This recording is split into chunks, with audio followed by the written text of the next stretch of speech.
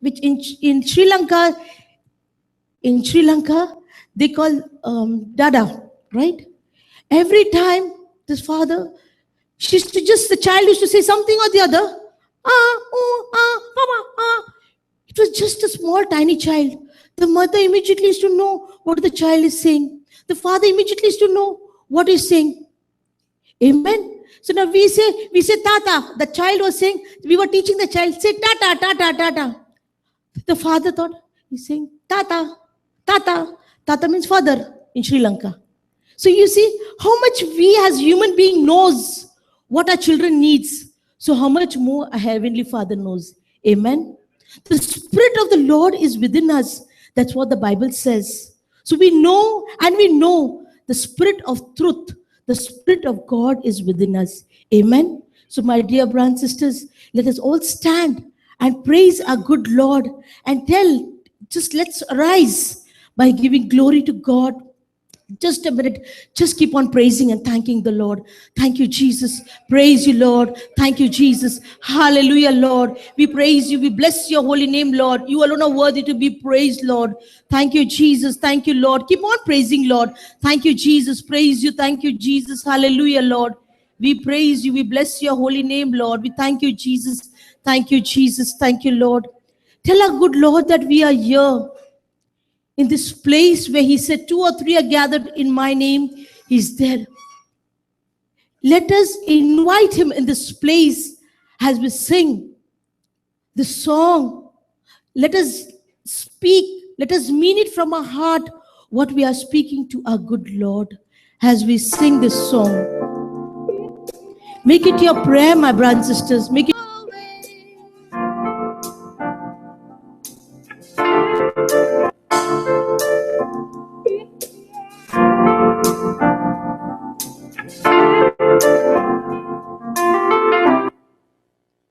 Thank you, Jesus. Praise you, Jesus. Thank you, Jesus. Hallelujah. God loves us. We praise you, Jesus. Thank you, Lord. Thank you, Jesus. Brothers and sisters, just keep on spontaneously, just keep on praising and thanking the Lord. Thank you, Jesus. Praise you, Lord. We should make a habit of thanking and praising the Lord in every second, every moment. The moment you get, you should be excited to say, thank you, Jesus. I love you, Jesus. I love you, Jesus. I love you, Jesus. I'll thank you, Lord. I glorify your name, Lord Jesus. In Romans, it says, offer your life, your body as a living sacrifice to our Lord. So as we sing this song, my dear brothers and sisters, let us offer our life. Everything let us offer our to our good Lord.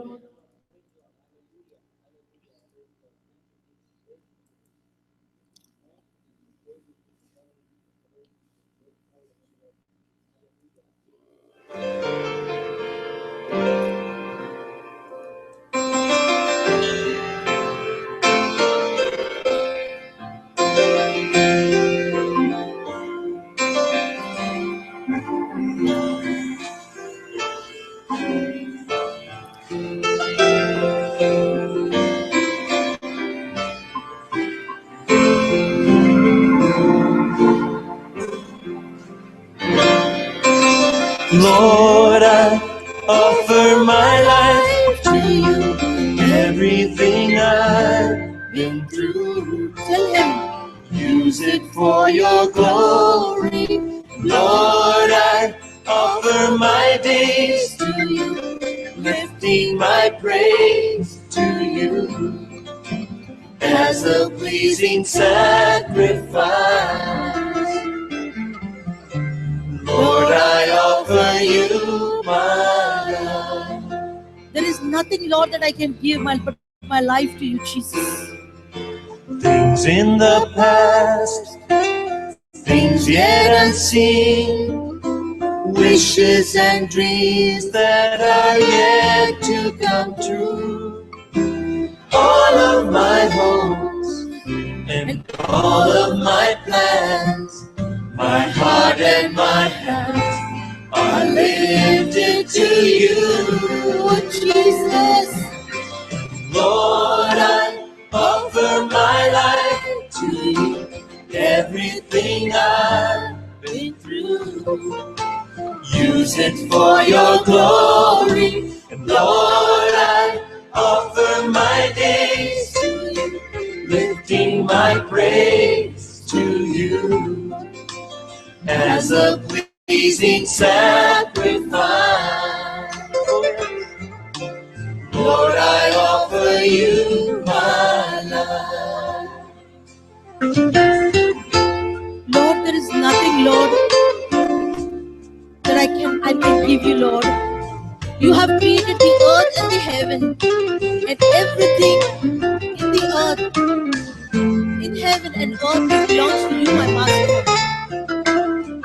Lord, we give our lives to you, Lord Jesus, without any reserve, oh Lord Jesus. Have your way in our life, Lord. Teach us to love you, Lord. Sing it together. Lord, I offer my life to you. Everything I've been through, use it for your glory. Lord, I offer my days to you, lifting my praise to you as a pleasing sacrifice. Yes, Master, we give our life, Lord. Lord, I offer you my life. Lord, I offer you my life. Thank you, Jesus. Yes, Lord, we give our life, Lord, to you. All that we have, Lord, all that we do, all that we say, Lord, we give to you, Lord Jesus. Be glorified in everything, Lord Jesus. Thank you, Lord Jesus. Praise you, Jesus. Hallelujah, Lord. Thank you, Father. Thank you, Jesus. Praise you, Lord. Hallelujah, Lord. We worship you, Lord. We bless your name. We magnify your name, Lord Jesus. Just keep on saying, Jesus, I love you. Say, Jesus, I love you. Say, Jesus, I love you. Jesus, I love you. Jesus, I love you. Jesus, I love you. Jesus, I need you. Jesus, I need you. Thank you, Jesus. Praise you, Lord. Hallelujah, Lord Jesus. Thank you, Jesus. Thank you, Lord. Hallelujah, Lord Jesus. We praise you, Lord. We thank you, Jesus. Thank you, Jesus. Thank you, Jesus. Hallelujah, Lord. Thank you, Father. Thank you, Jesus. Thank you, Father. Thank you, Jesus. Hallelujah, Lord. Thank you, Father. We are here to praise you, to thank you, Jesus. And here we are, My dear brothers and sisters, tell him, lifting our hands to you. thanks for the hands that you have given us, oh God. Here we are, Thank you for the strength that you have given us, oh Lord giving Jesus. you thanks for all you do. Thank you for the feet that we stand, Lord. As we pray, Thank you for the eyes that we see, Lord. worship your holy name. Thank you for the food on the table, Lord. You are here, Thank you for the clothing. dwelling within, I pray. Thank you for the roof on my head, oh God. For every answered prayer, Thank you, Jesus. for always being, Yes, Lord, we believe in you, Jesus. for love that hears us when we call, You always hear, Lord, when we call, Lord for Jesus. arms that lift us when we fall. Oh Lord, your arms Oh, always you lift us up. have always been right beside us, leading us all along the way. Thank you for leading us, oh Jesus. Made it through Yes, Lord, we made it through, Lord Jesus. because of you. Because of you, Lord, till today, Lord, we are alive, Here Lord. we are, We are alive to praise you, Lord. lifting our hands. Every breath that we breathe, oh Lord Jesus. It's your Here we grace. are, It's your grace, oh Lord God. giving you thanks for all you do. Thank you, Jesus. As we praise and worship your holy name. You are here this morning, dwelling within our praise. For days we cannot see, Yes, Lord, we cannot see, Lord. for all that's yet to be, Oh, marvelous are your works, Lord. the trials we may have to We face, will come out victoriously, Lord Jesus. when we'll be leaning on your grace. Oh yes, it will be your strength, yes it will, that saves us, your love that makes us strong. And through it all, we'll sing this song. Here we are, lifting our hands to you, worship you. Here we are, We worship you, Jesus. giving you thanks We give you thanks for all you do. for all that you do and you're going to do, Lord. We thank you. As we pray We praise you, Master, Lord. and worship your home, We worship you, Lord. For you are the Holy One of Israel, Lord. you are here, You are holy. dwelling within You are righteous, God. us. Thank You are the God. awesome God. You are here, You are here, Lord. Touch us, Lord Jesus. dwelling within our praise. Your mighty presence, Oh, Lord thank Jesus. You are here, Jesus. dwelling within our praise. You are. Thank Oh, you, we Jesus. thank you, Lord. We thank you, Lord. Thank you, Jesus. Praise you, Lord. Hallelujah, Lord. Thank you, Jesus. Thank you, Jesus. Praise you, Lord. Thank you, Jesus. Oh, we thank Praise you, you, Lord. Hallelujah. Lift up your voice, my dear brothers and sisters. Thank you, Jesus. Praise you, Lord. Hallelujah, Lord. Hallelujah, Lord. Thank you, Jesus. Thank you, Jesus. Thank you, Jesus. Thank you, Jesus. Thank you, Lord. We praise you. Thank you, Lord Jesus. Thank you, Father. My dear brothers and sisters, just a minute. Just be silent. Just let us listen to the voice of our good Lord.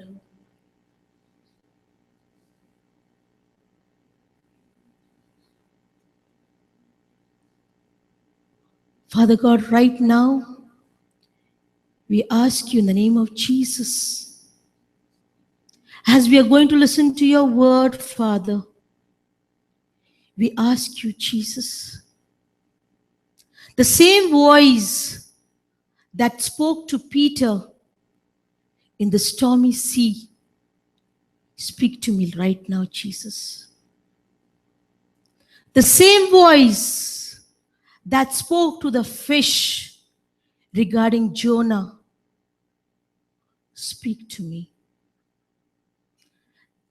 The same voice that spoke to Lazarus in the grave, speak to me. Father God, we want to listen to your voice. You said your sheep hears your voice. Help us to hear your voice, Lord. Shut every wrong voices, Lord Jesus. Your witnesses, Lord. In Jesus' mighty name we pray. Amen. Amen. God is good all the time. Let us give a mighty clap to our good Lord, please. Hallelujah. Hallelujah. Thank you, Jesus. Thank you, Jesus. Please be seated.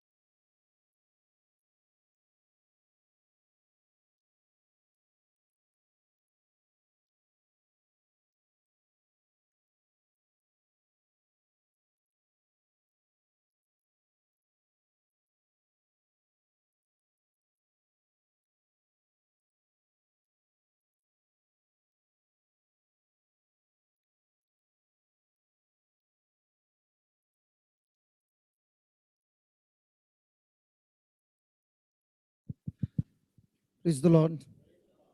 Hallelujah. Thank you, Jesus. So, yesterday we were studying on turning our trials into triumph victory. Praise God. And we learnt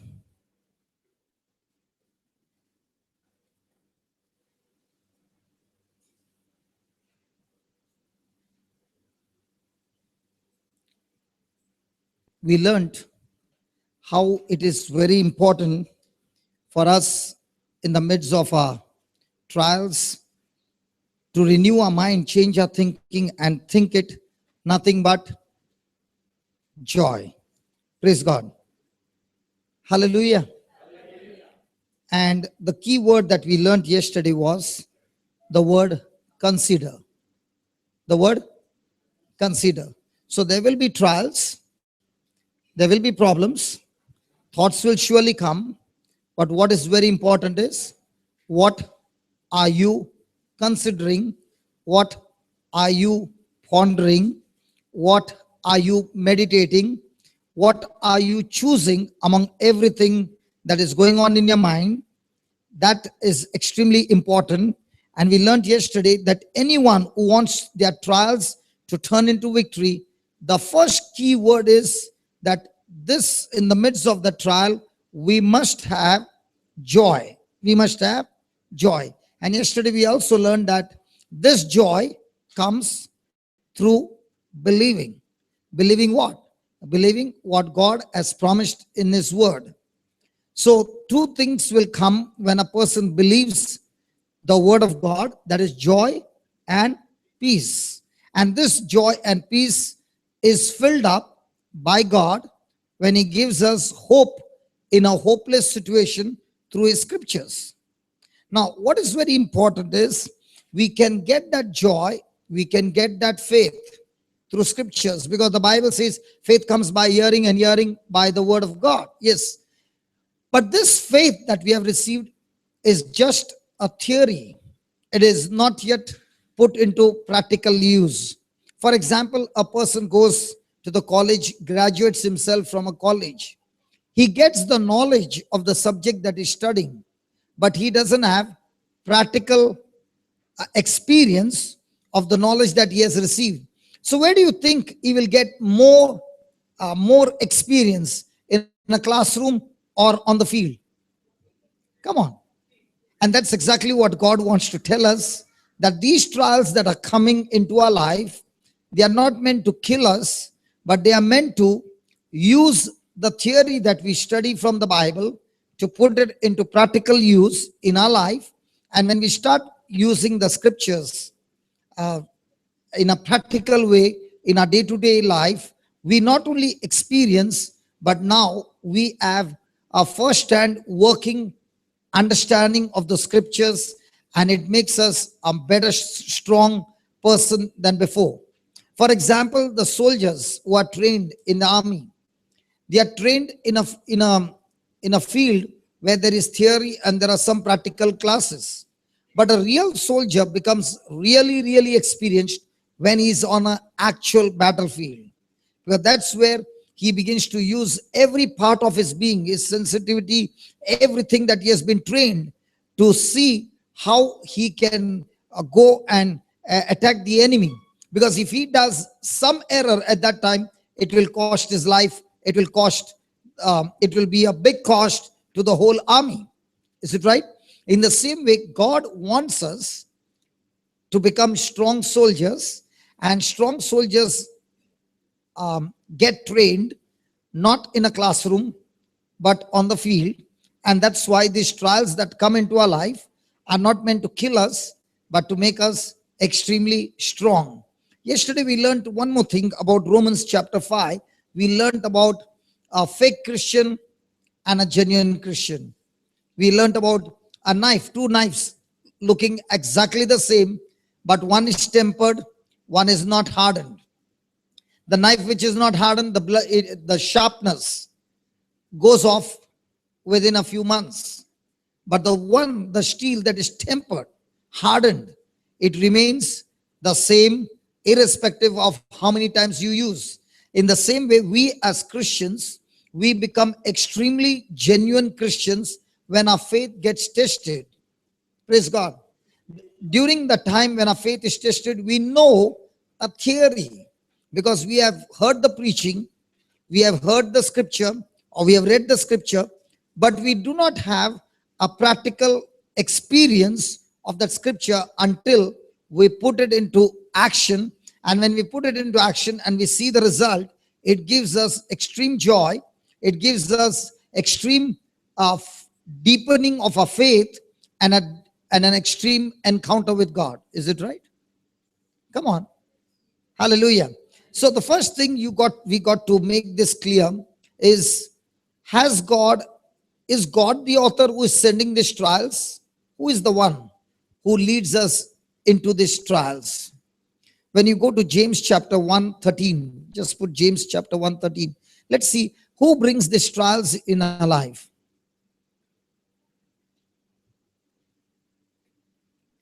Please read it. Let no man say when he's tempted, I'm tempted of God, for God cannot be tempted with evil, neither tempts he any person, any man. So these trials that have come, one thing is sure, that these trials don't come from God, they come from the enemy. Praise God. Now, there is, let's say, there is a commander who is training his soldiers in a field, and he says now that the training that you have got, you got to go and use all the training in the battlefield. Praise God. But this soldier thinks, if I go and embrace my enemy, okay, then I will become a better soldier. If he embraces the enemy, what will happen? The enemy will kill him, right? And that is what has happened in many Christians' life, that they believe that it is God who is sending these trials, and they believe that God wants me to accept these trials, and by accepting these trials and by suffering in these trials, I'll become a better Christian. No.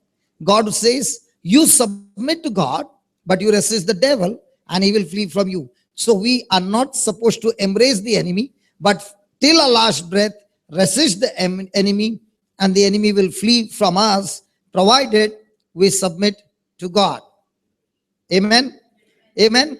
So even when we are going through a trial which God has not sent, many of the trials are because we ourselves have made a wrong decision. Do you agree with that? Come on. Many battles are formed in our life. It was not God's design, but we ourselves made an error, took wrong decisions, moved with our emotions and feelings, and made wrong actions in life and planted the wrong seed, because of which the battle began. Praise God.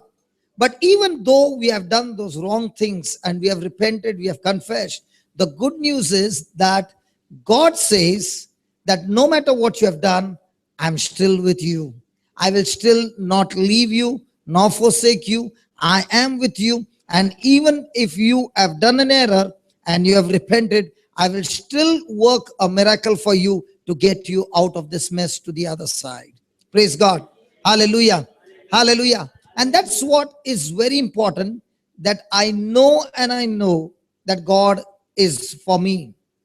And when you know that God is for me, in the midst of the trial, you have that joy, you have that peace, you have that faith that I'm not fighting against God, but God is on my side, fighting on my behalf and bringing me to the other side. Praise God. You know, I had met a person some years back, and at that time, he and his wife had separated. Okay, I knew that they had separated. There was, I used to send messages to the husband and the wife, both in different countries, and it looked like it would never get patched up. Praise God. But today, I got the news that they both are together. Okay, so when I look at the trial about 2 years back, it looked like it was all over. Okay. But today, when I met this person and asked him, "Hey, can you tell me what's happening?" And he said, "Listen, we are patched up and everything is going on so beautiful. There was an error from his side, there was an error from her side, and both the errors worked, and each one pointing finger to one another. There was a uh, big negative things coming, each one accusing the other one, and all those things. But praise be to God, as they both turned to the Lord, and began to do what the Lord began to ask them to do, things began to change, and now they are back together. What a great joy it is. Come on, let's give the Lord a big hand. Hallelujah. Hallelujah. Hallelujah. So the word of God says this joy, this peace, this faith is all a theory that we learn through the scriptures.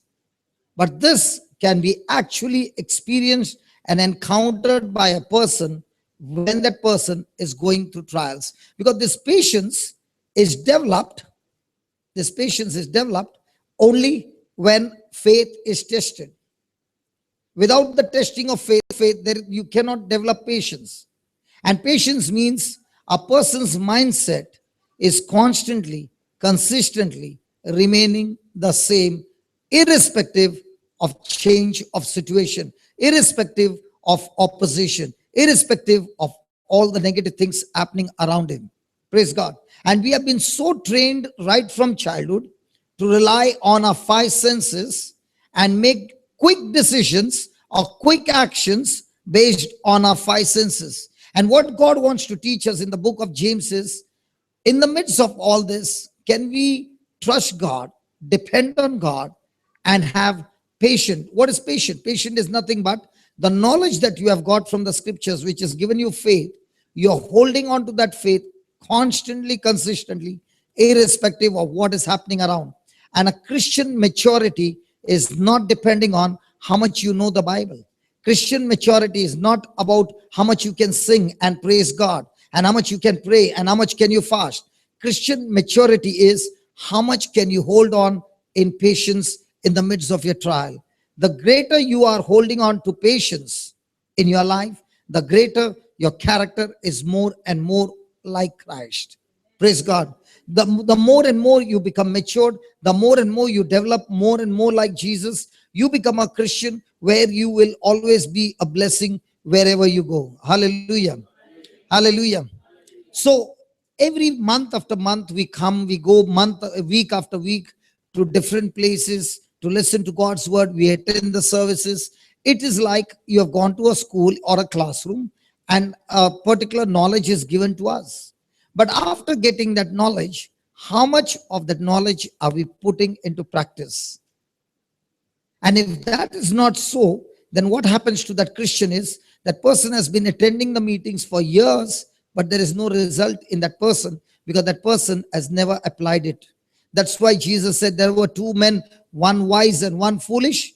They both heard the word, but one house fell off and the other house stood every battle of life. Why? Because the one who heard and did what the word said was a wise man who built a house on the rock. Now, in a day, how many times are we foolish? Because we hear the word, we know the word, but yet when it comes to taking action based on the word, we quickly move into our emotions and make decisions that are contradicting to God's word. But once we understand that it is by the doer of the word that our lives are going to become beautiful, then every time you begin to practice that word again and again and again, till the time practicing the word becomes a new lifestyle, and that's what brings change in our life. So it's going to be lots and lots of training and lots of practice. And in this training and practice, if we are not applying the word of God, then this practice will go on increasing and increasing till we submit to God's word and we change our mind. Hallelujah. Which one is better? That you change after you get into the pit, or you change the day the Lord reveals to you the truth and you apply the truth? But which one do we practice? Huh? Which one we got to practice? Now, for example, confessing the scriptures on a daily basis. Okay. Many a times a thought comes, by confessing the scriptures daily, what can happen? I don't understand. Why should I do it? Why should I memorize the scriptures? If God's word says memorize, we don't ask questions, we memorize. If God's word says confess the word daily, we do it daily. And people who do it daily, they will themselves see the change and transformation in their life. Hallelujah. Hallelujah. And with practice and practice and practice, you find a person who was just a simple person, who was very sensitive, all the time with fear, all the time with anxiety, that same person who looked to be in depression, now having the word of God and practicing, that same person becomes such a blessing to so many people. I know a person in Goa. This lady was in depression for 18 years. Okay. And she used to be all the time with medicine and medicine and medicine. And it so happened that in Goa, we have got the new creation channel, NCH. Okay. So it is a cable TV having 24 hours of preaching. So she said, my sister was flipping on the channels when I just had a glimpse of what was happening, just a few seconds, and that's all I know. And she changed to some other channel. But that glimpse that I got, I knew that there was a channel which was speaking about Jesus. Okay. So I began, when my sister was not there, I began to flip on the channel and I began to listen to the channel. And then there was a big fight and they asked me to leave the house. And I had my own house. And when they asked me to leave the house, it was so painful. And I was so scared to go from one room to the other room. Imagine I having depression and now I have to move to my own house and live by myself. It was really, really fearful. And I was scared and I reached home and I did not know what to do. And in that fear, a thought came to me to flip the channels to see if that same channel is in her home. And to her surprise, she found that channel. And that was extremely joyful for her. And she said, my journey started with this channel on September. And from September to January, every day I would sit before that from morning to evening and keep on writing what was spoken to me. Praise God. In the month of January, I attended the first retreat. And in February, I am free from all my depression.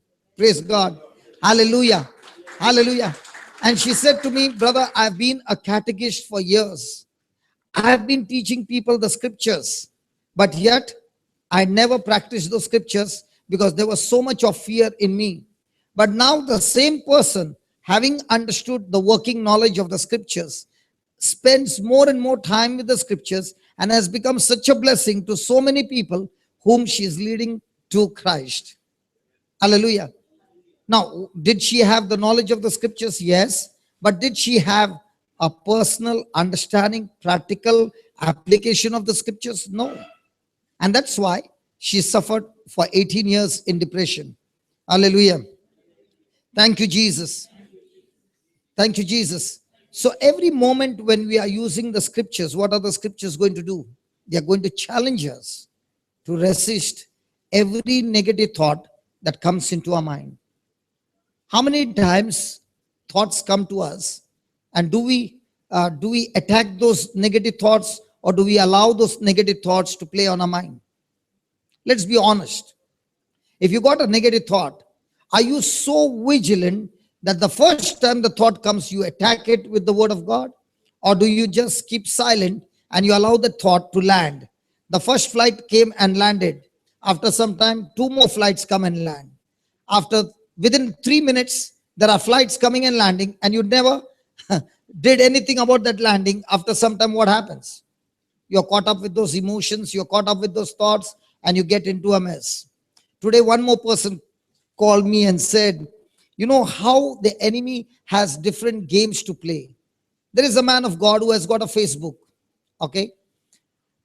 And on the Facebook, a particular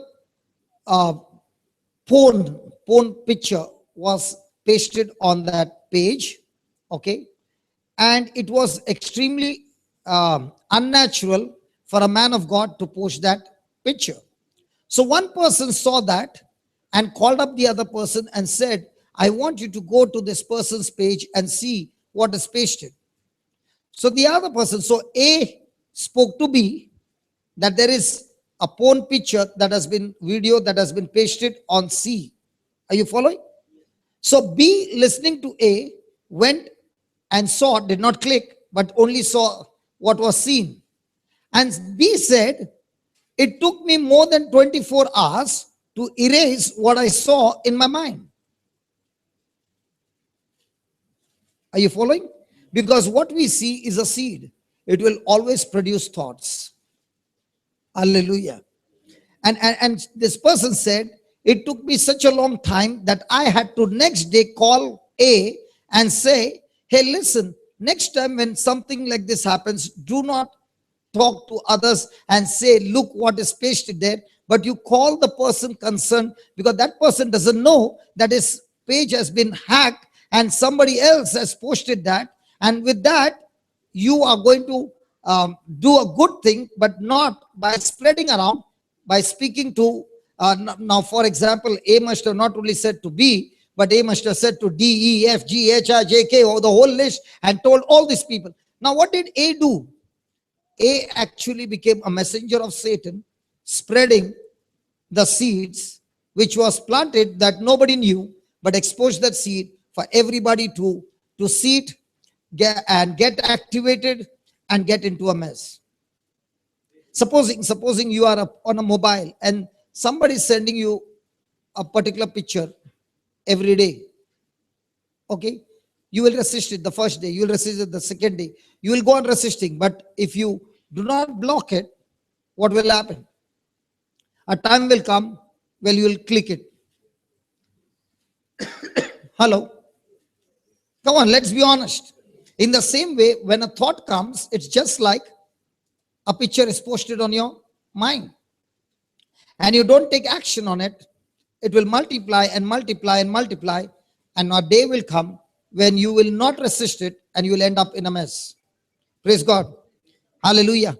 So we got to develop this resisting the devil, and resisting the devil not at the end, but instantly when the first thought comes. Let me show you. James chapter 1, verse 14. Just read it.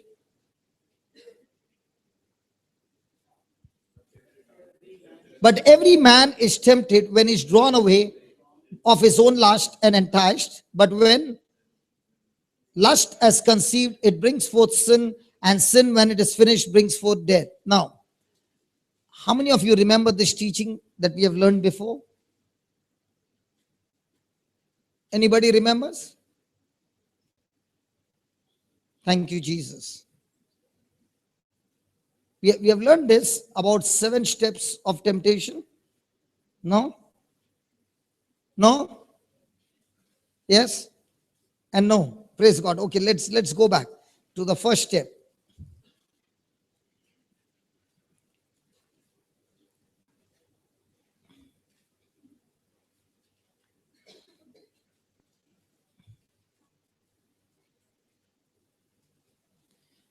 James 1:14. But every man is tempted. The first step is tempted. What is tempted? Tempted is when a person gets the first negative or a lustful thought in his mind. Praise God. That's when a person is tempted.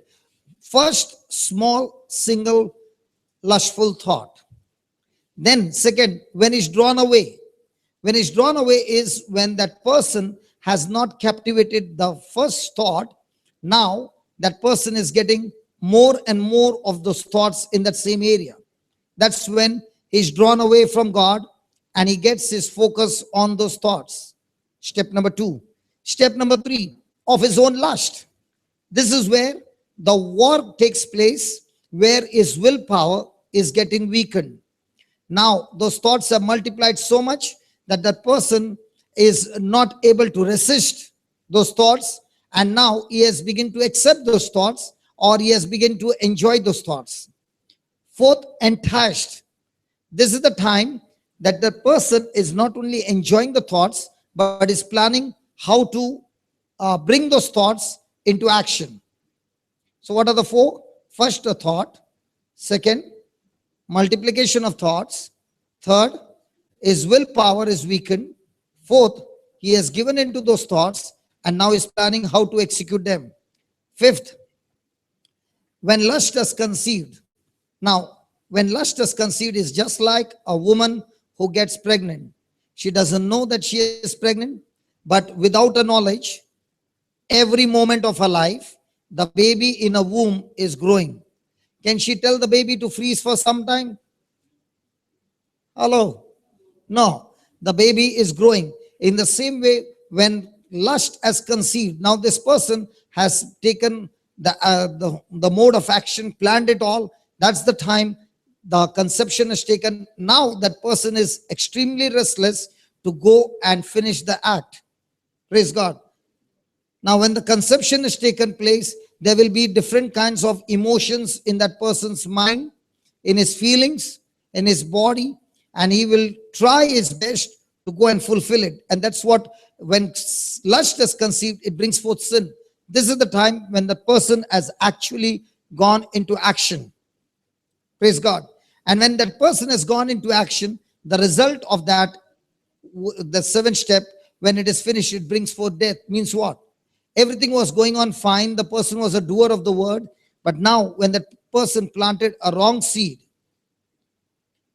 to fulfill his lust, that one wrong seed can destroy that person's life, his family, his job, his finances, his health, everything. Hello? I will give you a testimony. I like to share this testimony every time on this scripture. We were in a place called Busawal, where it is extremely hot, and we were gone during summer. And at that time, we were 4 boys who were studying in the seminary, and we went to give a retreat. And we were all from Bombay. And when we reached there, this was our second trip. And after lunch, they asked us, will you have ice cream? So we said yes. And to our surprise, the ice cream was, they brought a full box of ice cream. In other words, there we did not see people eat ice cream as ice cream. They eat ice cream as food. Are you following what I'm saying? There was so much. So there was one of the brother among the 4, he loves it too much. So he was finishing about 7, 8, and 9, and 10. Okay? And it was not a cup, it was with a stick. So you keep on licking. Praise God. We finished the retreat. We went back home. Everything was okay, fine. After 2 months, we came back for the retreat. Again, the same episode. Will you have ice cream? So we knew. So before eating food, what happened? We kept some space for the ice cream. And to my surprise, this brother who loves ice cream so much did not take one. And it was really surprising. So I was really surprised and asked him, why are you not having? And he said, my wife told not to have. I said, why did your wife tell you not to have? He said, because after we went to Bombay, I was suffering from bronchitis for more than 1.5 months. So she said, this time when you go to going to eat. I said, okay. So I took mine and I looked at him and I kept on licking. I kept on licking. Now, when he sees me, does he get that desire?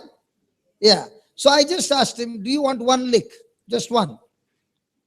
He said, I don't mind. With one lick, I won't get bronchitis.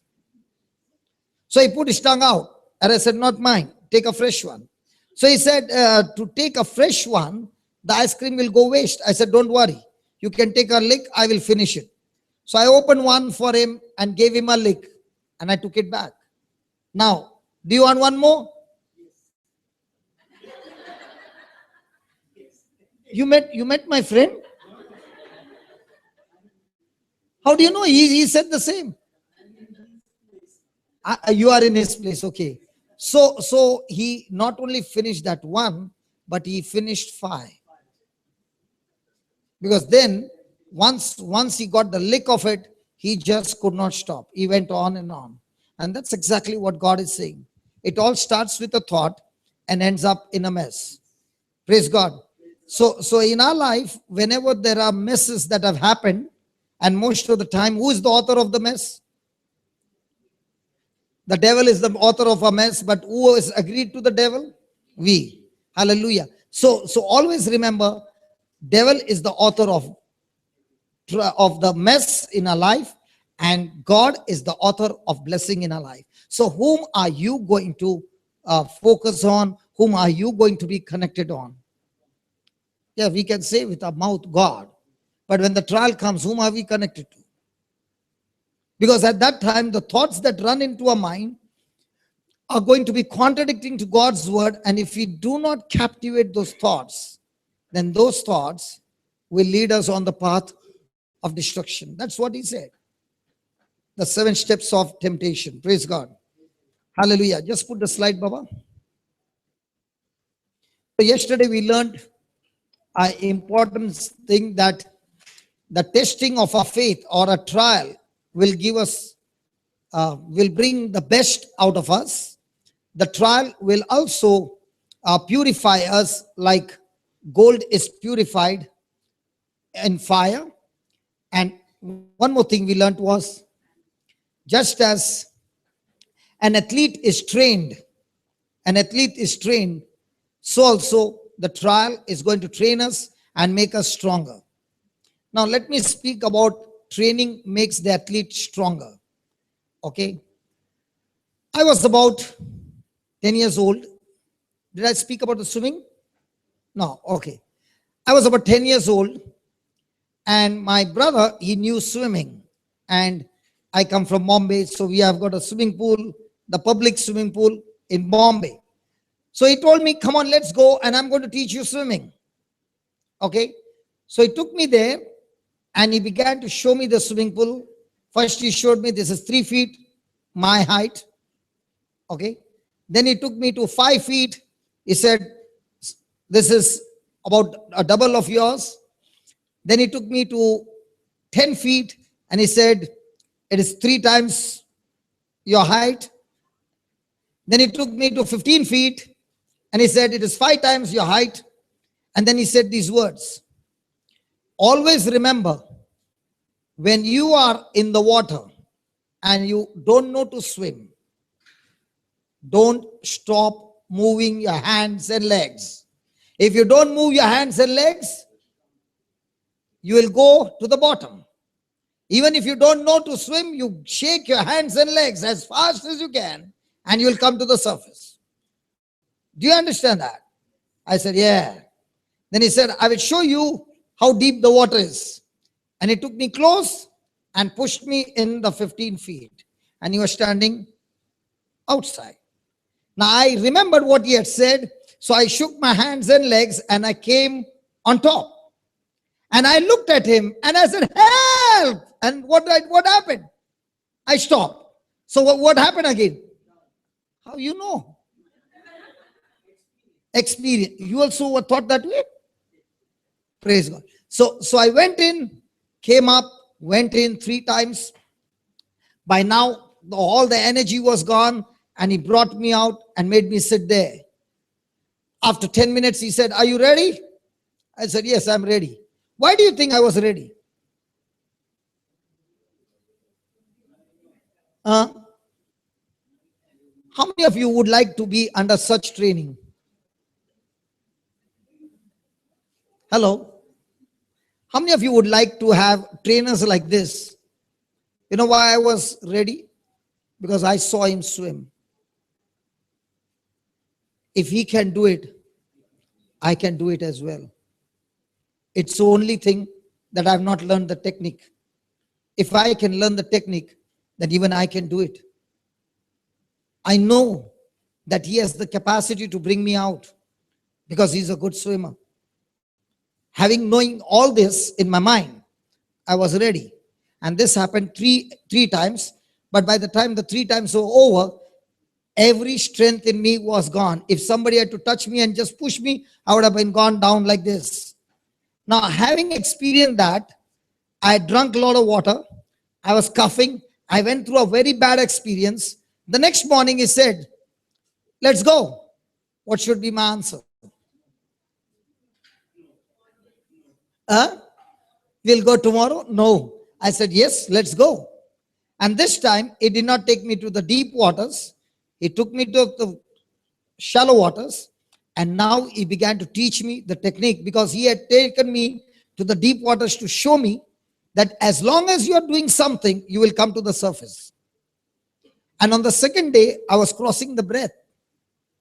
Now, why I'm sharing this is, the first day I went in, the second day I was crossing the breath, and I used to get tired.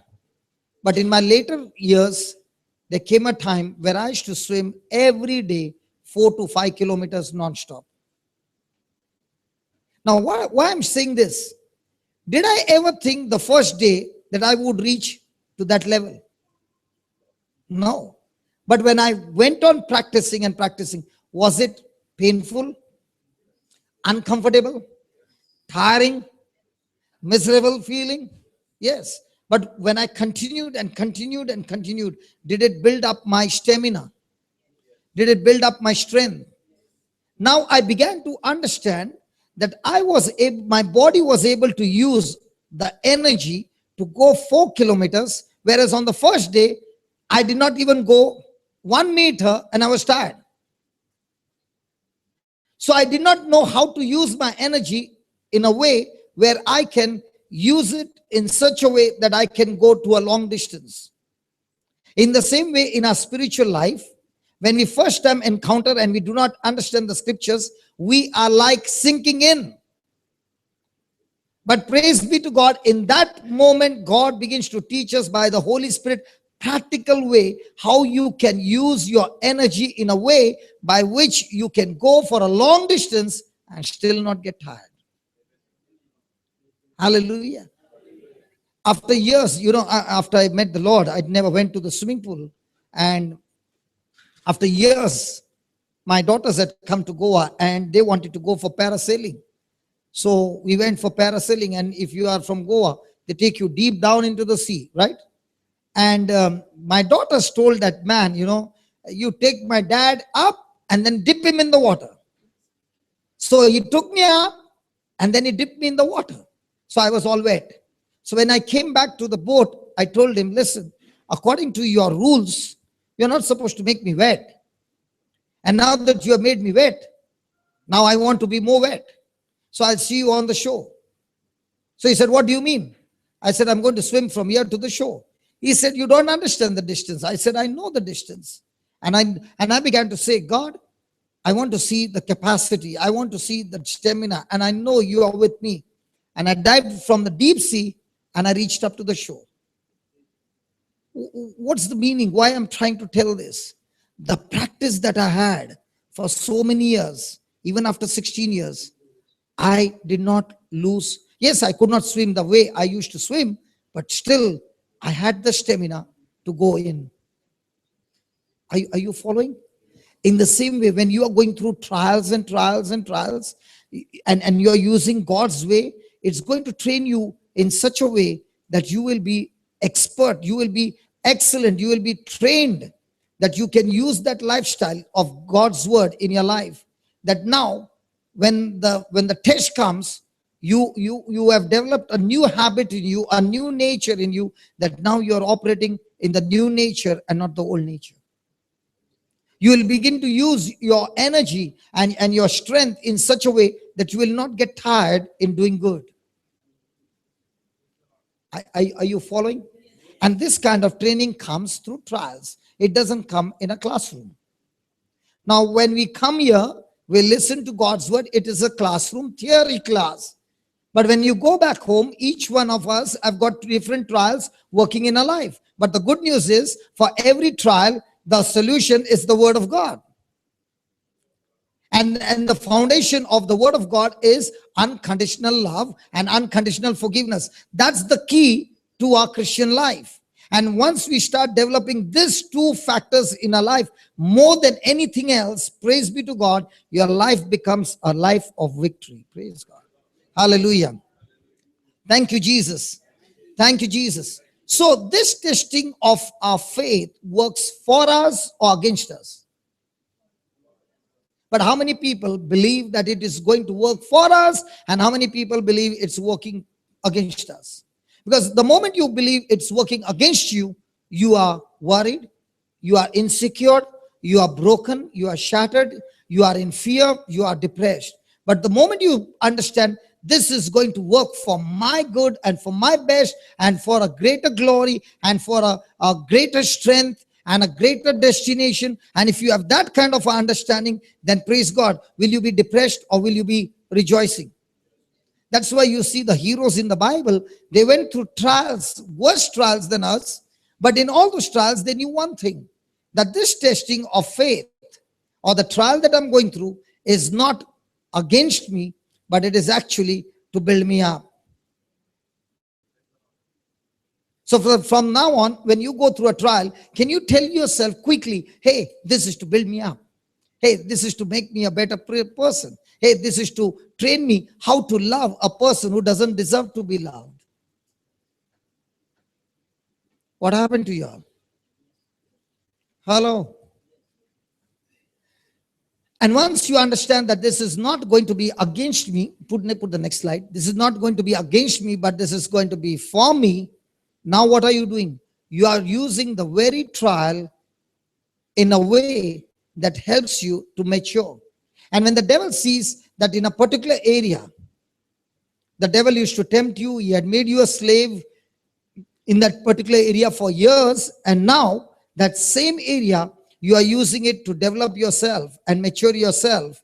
Now, the devil will not waste his time in that area, because he knows the more I tempt this person in this particular area, the person is getting better Christian, stronger Christian, and has got more testimonies than before. So he will not deal with you in that area. He will start dealing with you in some other area.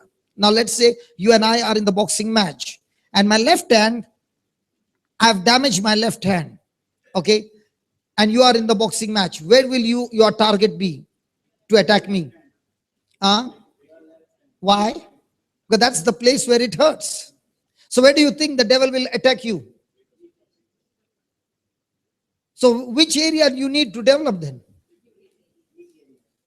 So what the devil means for evil, God in turn will use it for our good if we start using the trials in the right direction, with the right focus. Praise God. Hallelujah. Thank you, Jesus. Thank you, Jesus. You finished writing? Just put that 2 Corinthians 4:17.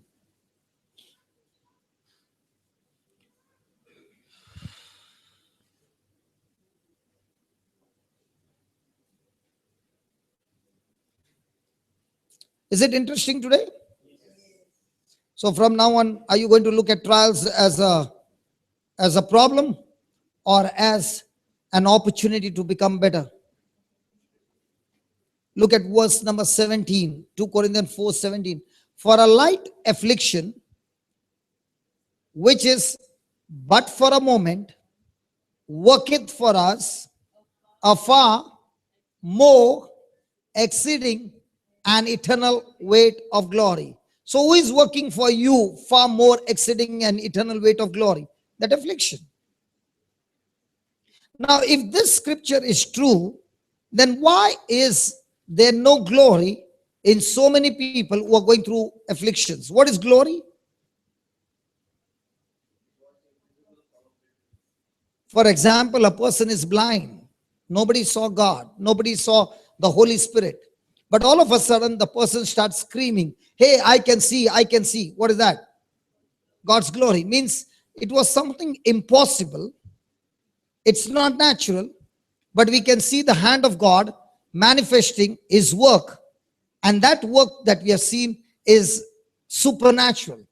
That's called glory. So here is God saying that the affliction, that the trial that you're going through is just for a moment.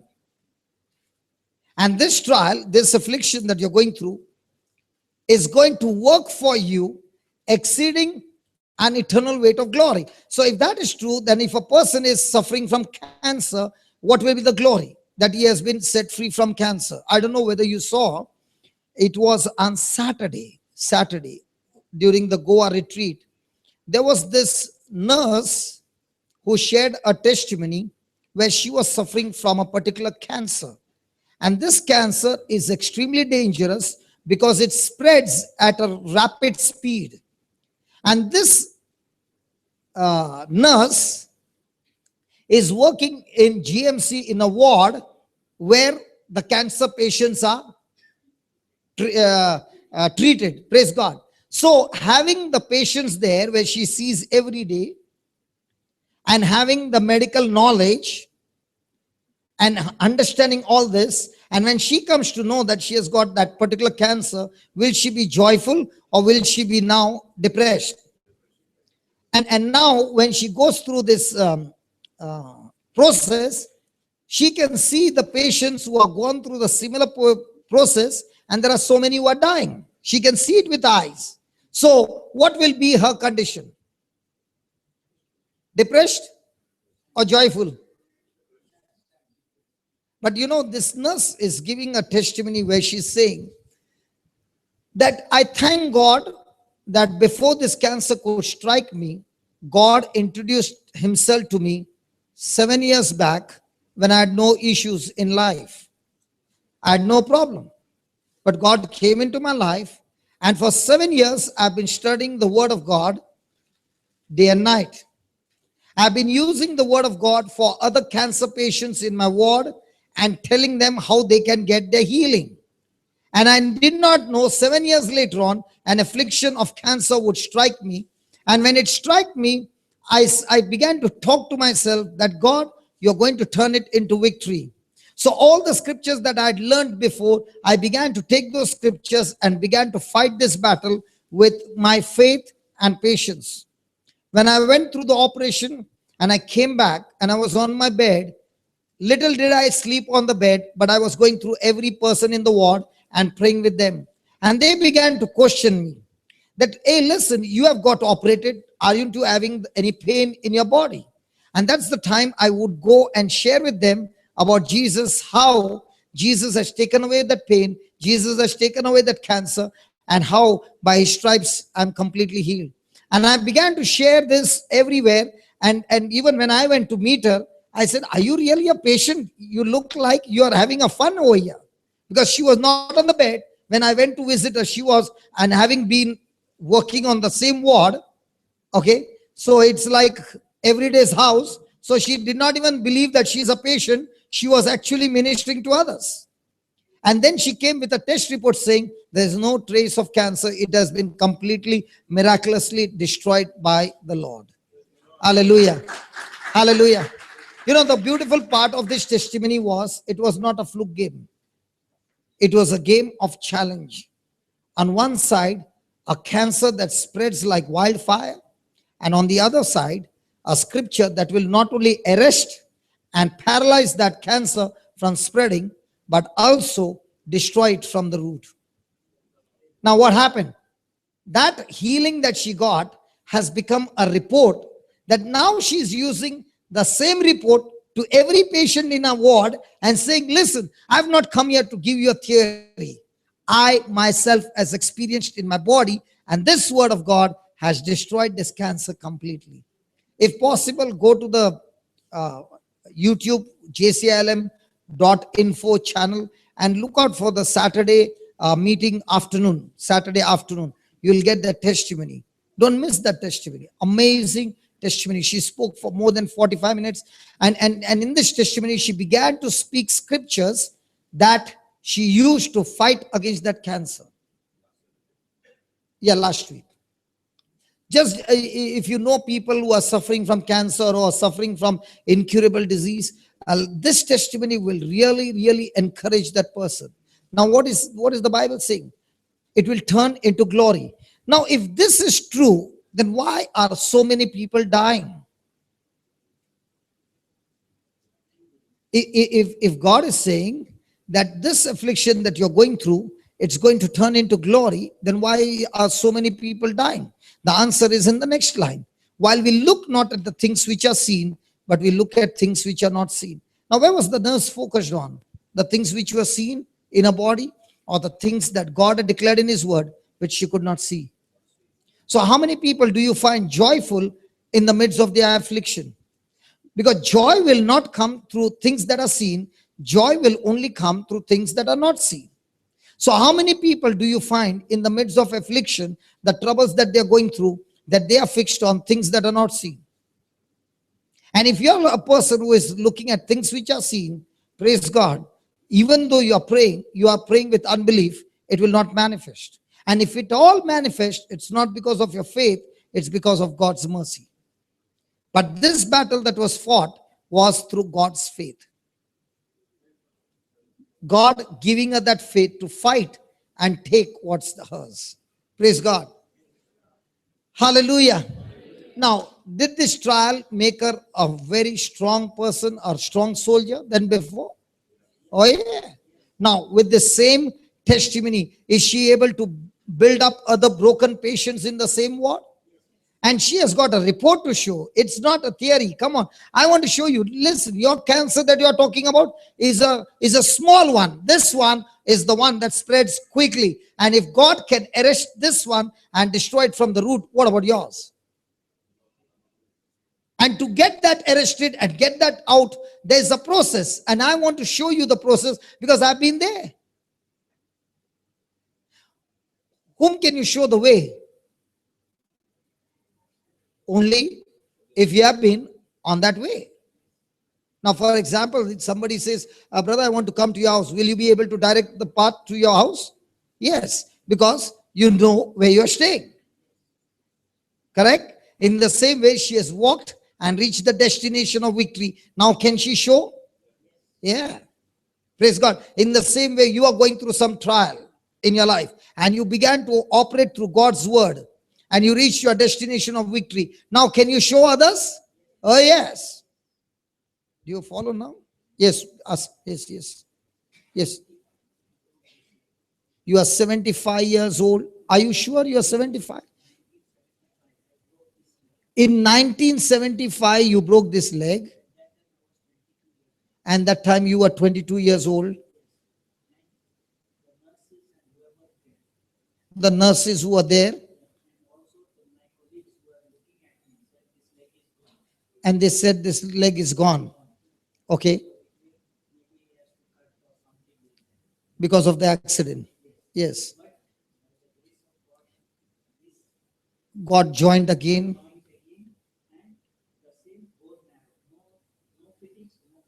Nothing.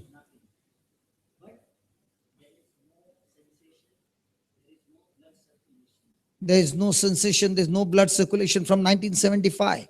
And still the leg is moving.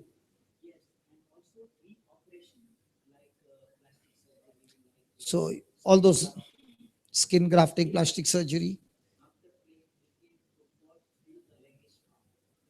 In spite of the operation, you used to play football and cricket. And the leg is strong. And no nut bolts. Praise God. Thank you, Jesus. Very good. God bless you. Hallelujah. That was God's mercy, not faith. Praise God. Hallelujah. Thank you, Jesus. Huh? That time, how come Sister Cynthia knew you? 75? Not 75 now. So many things are happening. Even I came to you. So when was this troubled? Accident was in 75. But the effect of it is still going on till today. Still you are moving. Praise God. You are fighting the battle. Yes, good. God bless you. Thank you, Jesus. Thank you, Jesus. Hallelujah. So you're looking at things that are not seen. But looking at things.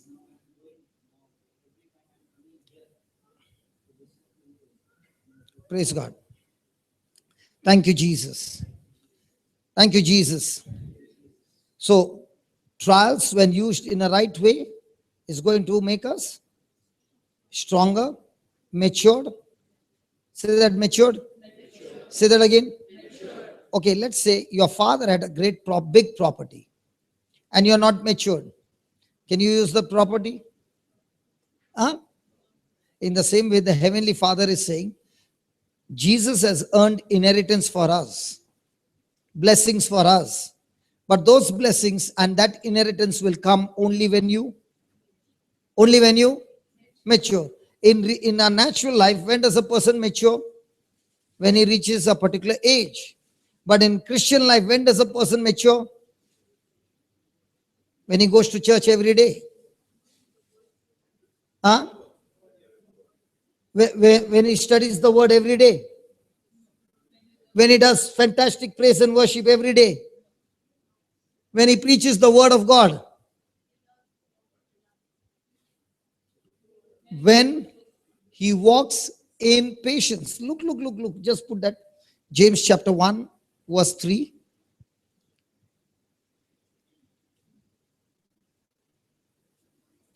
Knowing this, that the trying of a faith works patience, but let patience have its perfect work, that you may be perfect, entire, wanting nothing. RSV Bible says that you may be mature. Hallelujah. But patience must have its perfect work. Now, has there been a time when you were holding on to faith, your trial was going on, you were patient for 1 day, you were patient for 5 days, you were patient for 1 month, and suddenly one day it exploded. Like the pressure cooker, the CT goes up. Shh. Hello, did it ever happen? Never? Hello, did it ever happen? Okay, when it happened, did you allow patience to have its perfect work in you? No. And that's why you failed to inherit God's blessing. Praise God. Let's take some examples. What about Joseph? Did he allow patience to have its perfect work in him? Yes, when his brother sold him as a slave, do you find him grumbling? Complaining? Was it a good position that he reached? It's good. So let me pray that you are also sold as a slave. Is it good? Extreme negative. But do you see him grumbling? No. Now, when everything is going on fine and he becomes a manager in the house, the wife falsely accuses him that he came to damage her body. Right? Did he do that? No. After false accusation, is put in a prison. Was it good? Did he open his mouth? Was he still grumbling? Was he patient? And because of his patience, was God with him? Yes. Now he's in the prison, looks after the prisoners. Now was that his job? Come on, was it his job? No. But he's full of love and he goes around pouring love everywhere. Now he helps a prisoner to interpret the dream. Does the prisoner remember him? Does he grumble? If you see in Joseph's life, everything is going on the negative side. But has he been doing negative things? No. So what should he be doing? Screaming and murmuring and telling God, God, I've been a good person, always obeying you, always having fellowship with you. And what am I getting in return? Everything that is going negative. But in all these things, was Joseph able to develop love, patience, trust, faith in God? Come on. Then one day when he got up in the morning, there was a summon that is called in the palace. Why? Because the king had a problem. Okay? So he's called in the palace. And what I liked is, the king asked him, are you going to interpret the dream? Do you interpret the dream? And to which Joseph says, no, I do not. But my God will interpret the dream for you. Now, does he take any credit for that gift? He says no. And he interprets the dream. Now, does he become a governor? Come on. But before he could go become a governor, did Joseph operate in patience all throughout the journey? Now, the question is, Even if Joseph had to work hard, not to go through this trial and work hard, would he ever be able to reach that position of a governor? Never. So the good news is, when we go through a trial and we allow patience to work in us, patience will achieve a destination that you cannot achieve in your lifetime labor.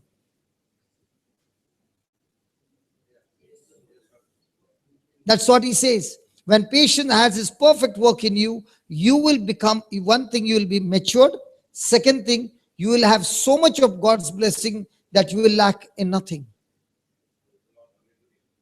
Hallelujah. Thank you, Jesus. But all of us want lacking in nothing. But to reach lacking in nothing, we have to reach a destination called patience, have your perfect work in me. Praise the Lord. Praise the Lord. So by being patient, is it profitable, or by being impatient is profitable?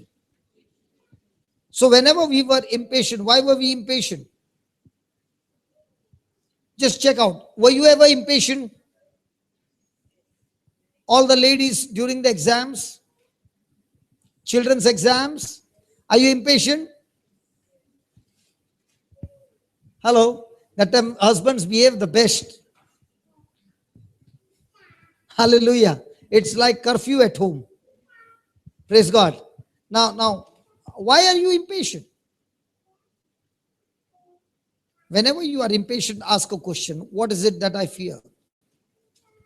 One of the best example would be the husband and wife going together in the car, and all of a sudden the wife says, honey, there is no atta for chapati tomorrow. So just park the vehicle. I'll just pick up 5 kgs of atta. So the husband parks the vehicle at the side of a mall. And here in Kuwait, everything is, even if you want a atta, you have to go to a big mall. Nothing small. And like always, the wife will say, I did not carry my purse. Just give me some KD, no? KD. Just give me some KD. And a husband, like a good husband, gives her a credit card. CD. So he gives her a credit card. He goes and parks the vehicle. And the wife is supposed to come back in how many minutes? 5 or 10 minutes. She doesn't come for 30 minutes. Now, when he's sitting there, what kind of thoughts are going in his mind? And the wife is good in shopping.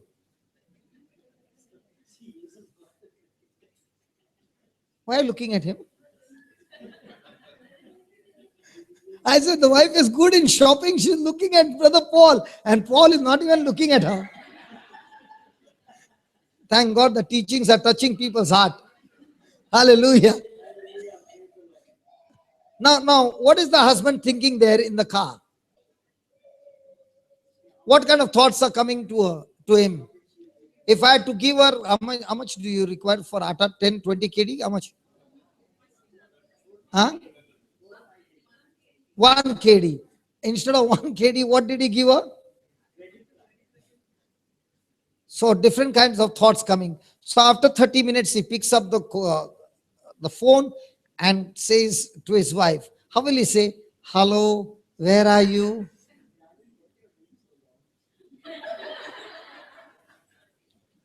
Like that he will say? After half an hour? बहुत अच्छा आदमी है रे तू. Really? How will the husband talk? Some of them are saying, brother, I'm not going to open my mouth. My husband is here. Huh? Will he be patient with her or impatient? Why is he so impatient? Did she do anything wrong? Now he screams and says, where are you? Da, da, da, da, da. And after some time, she comes back with one atta bag. And he's so surprised. And he says, why did you take such a long time? No, I met one friend. I was talking to her. Okay. She was in trouble. I was just counseling her. But what was going in his mind? She is coming with a big list. Hallelujah. Thank you, Jesus. Now, why was he impatient? Because of fear. So every time you have got fear, it will give birth to impatience. Praise God. Every time you are in faith, it will give birth to patience. So when your faith is tested, from faith to fear, the result is impatience. From faith to faith, you're always in patience. Praise God. Hallelujah. Hallelujah. Change the slide, Baba. Next one, next one. So when we go through this journey of trial, we got to develop courage, perseverance in the face of suffering. Hallelujah. So as you are operating in faith, things won't happen better, but most of the time things happen worse than before. Circumstances get more rough than before. But praise be to God, faith has the power to turn every circumstances in your favor. Praise God. And that's why the devil is always going to test our faith. He's going to put pressure on our faith. Praise the Lord. Thank you, Jesus. And that's what we see in our everyday life. And that's why most of the time,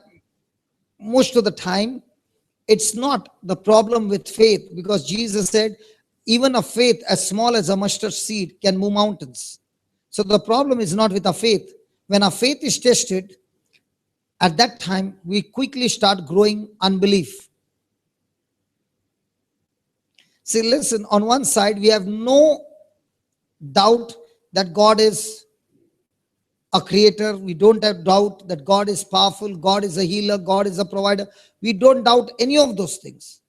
But at the same time, there will be different kinds of doubts that will be coming through our circumstances, and that will give rise to unbelief. For example, this nurse, surely she said there were thoughts that came about that sickness because she had thorough knowledge of that sickness. She had seen how different people took radiation and how their lives, how their bodies were destroyed with radiation. She had seen all that. And those thoughts began to come, and she began to confess day and night, Lord, as for me, there will be no radiation. You are going to set me free from this cancer without radiation. And she did not have to take even a single sitting of radiation. Praise God. Hallelujah. But she said, it is not a smooth sailing. There was a battle. Sometimes I would be fallen down with the pressure of thoughts that would come. But thank God at that time, I had spiritual mothers, spiritual brothers and sisters who were in faith, who pumped into me again that faith, began to call me, began to speak to me scriptures, began to pray with me scriptures. And that's how I began to get up again and fight that battle. That's why we got to have friends who are around us who will build us up in the midst of our trial, building us with faith. Not the ones who are, yeah, man, you look so weak, man. You look so bad, man. Man. Put them out, man. Because those are going to only give you an emotional high, but they are actually going to kill you. But those who are going to stand on faith and give you scriptures and say, come on, it's time for you to fight. We are on the winning side. Jesus is on our side. We are more than conquerors in Jesus. It is our faith that gives us the victory. Now what are you going to do? It will encourage you. It will build up your courage. That's why God began to speak to Joshua again and again. When Moses died, he said, come on, be courageous and be strong. How does a person get courage and strength? Through the promises of God. Through that relationship with God. By trusting in God. Hallelujah.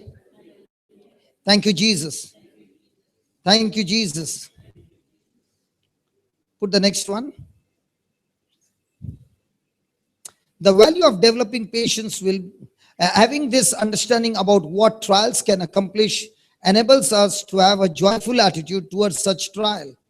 But to really benefit from our trials, we must obey the third important part, and that is let. The first one we learned was consider. Do you remember the first? Just put right in the beginning. There were 4 words: consider, know, let, and ask. Do you remember? Hello. First one is consider it nothing but joy.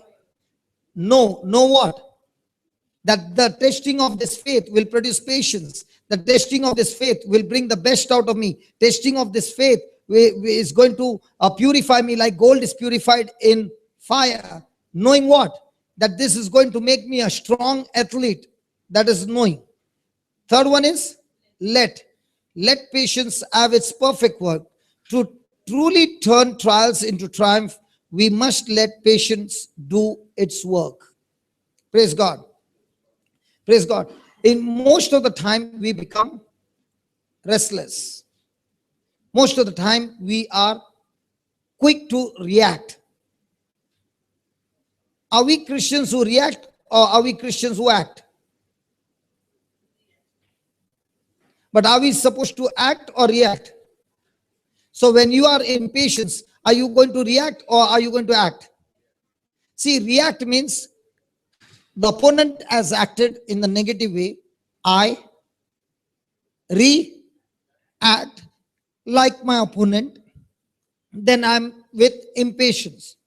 But if I act like Jesus, then I'm with patience. Today somebody sent me a message. There was a frog who said to himself, I will go to the top of the tree. Okay? So this frog began to jump and climb the tree. All the other frogs said, no, no, no, no, no. They were screaming. And this frog went on jumping and jumping and reached the top. And he was so happy because he reached the top. And he was thinking, I reached the top because all my friends were encouraging. But the problem was that this frog who reached the top was a deaf frog. He could not hear. Praise God. And that's why, because he could not hear, they were saying, no, no, no. And he thought they are all encouraging him for every step that he's taking. And he was so encouraged with their action that he thought they were all with him and he reached the top. In the same way, just like this frog was deaf, we got to be deaf to every negative comments that come into our life and be extremely hearing to the voice of the good shepherd, and we will make it to the top. It's like, it's like an athlete. He has trained and he's running the race and he's on the last track, final track, and he's leading. And a particular group of audience, one side of the stand, they are calling him donkey, monkey, idiot, stupid, and all those names. Now, will that athlete stop to fight with them, or he will run the race to finish the track? He'll run the race to finish the track. Most of the time, what are we doing? Can you ask your neighbor, what are you doing? Running the track? Running to the finishing line? Or standing on the track and screaming back? Can you please ask your neighbor, what are you doing? Nobody wants to ask their neighbor. And it is very special when husband and wife sit together. They only look at each other and smile. They don't ask questions. Hello. Are we going to scream back, or are we going to focus on what God has called us for? Thank you, Jesus. Did you get that? Count, know, let, and ask. Praise God. What's the time? 8:20. Okay. Put the slide again, Baba, where we left.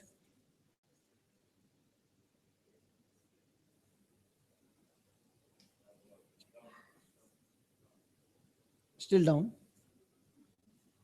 Still down. Next. Okay.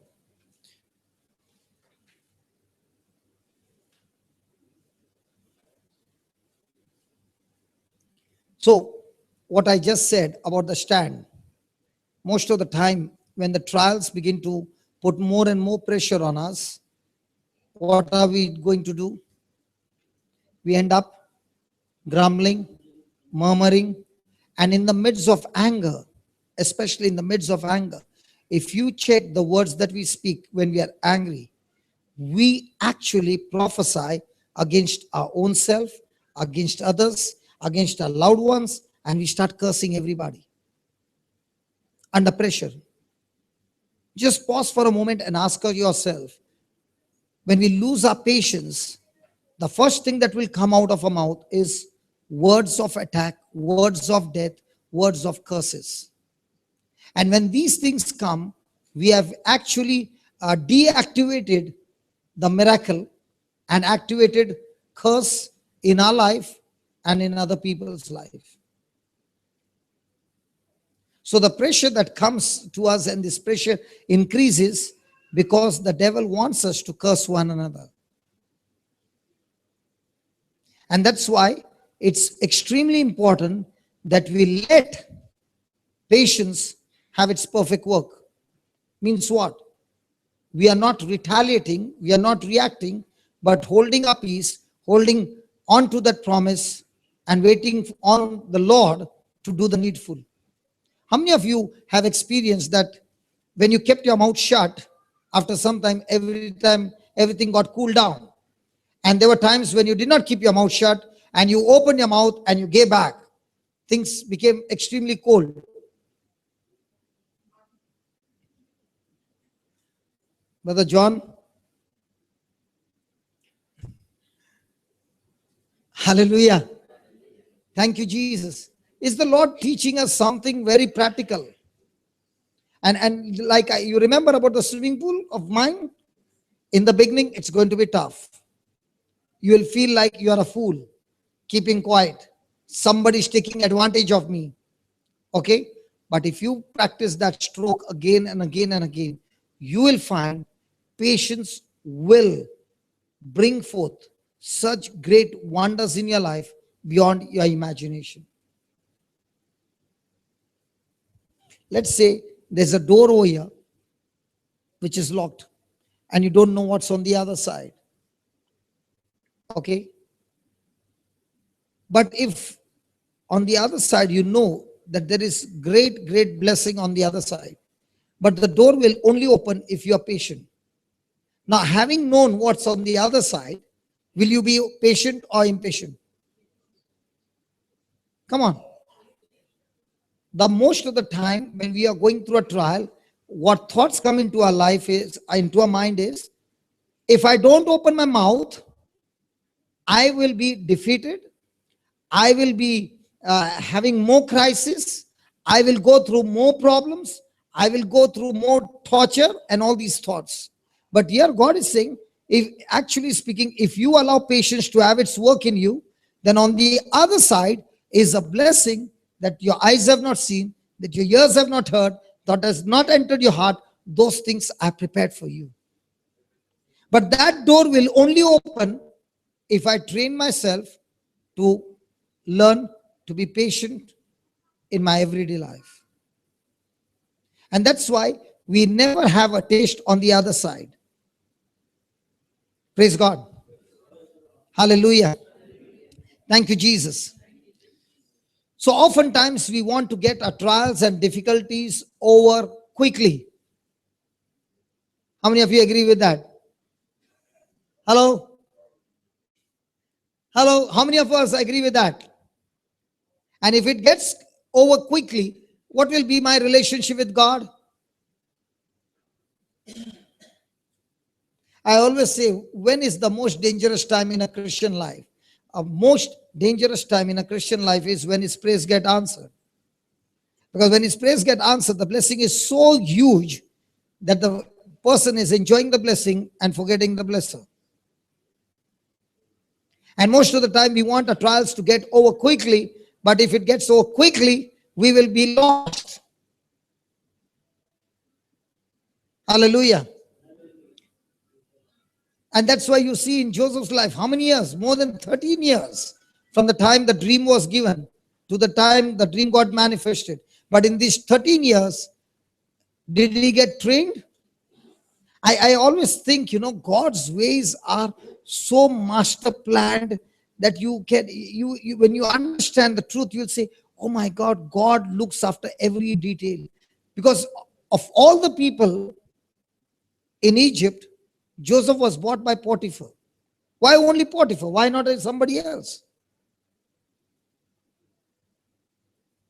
Why only Potiphar? Why not someone? And who was he? He was not an ordinary person. He was the top security, the officer in the security. Security people are lenient, loving, or they are very, very rough people.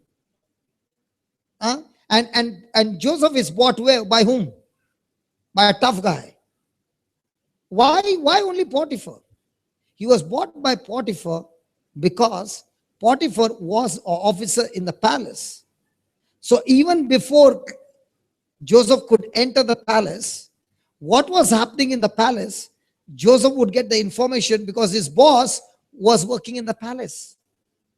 So before he could be trained to go into the palace, God trained him in Potiphar's house, what's happening in the palace. So he had first-hand information, and everything God was developing him before he could get into the palace.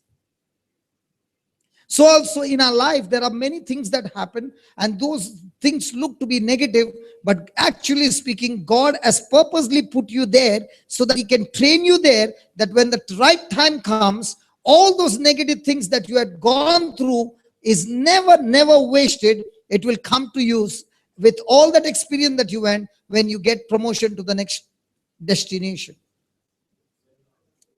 Like I used to say about the eaglet, you see, the eaglet is in the nest and there are thorns inside, and every time it pricks, it starts flapping the wings. Once the time comes that the eaglet is big enough, what does the mother do? The mother brings the eaglet to the edge of the nest and starts pushing. Do you know what the eaglet does? The eaglet starts praying, in the name of Jesus, I tell you, demon, get off of my mom's body, and I command you to leave my mama. She's trying to kill me in the name of Jesus. Is the mama trying to kill the baby? What is the mama doing? If the mama doesn't push the baby out of the nest, the baby will never learn to fly. But what is the baby thinking? Mama is going to kill me. And that's what the Father is telling to all us eaglets. He has given us wings to fly like an eagle. And he comes and he brings us to the edge in a trial. And he pushes us, which is extremely a different experience, fall from that height. Praise God. And it looks so dangerous. It looks like it's the end of my life. And you are rebuking the devil. And the devil is not seem to going. Praise God. And you begin to wonder why. Because God wants to teach you how to fly.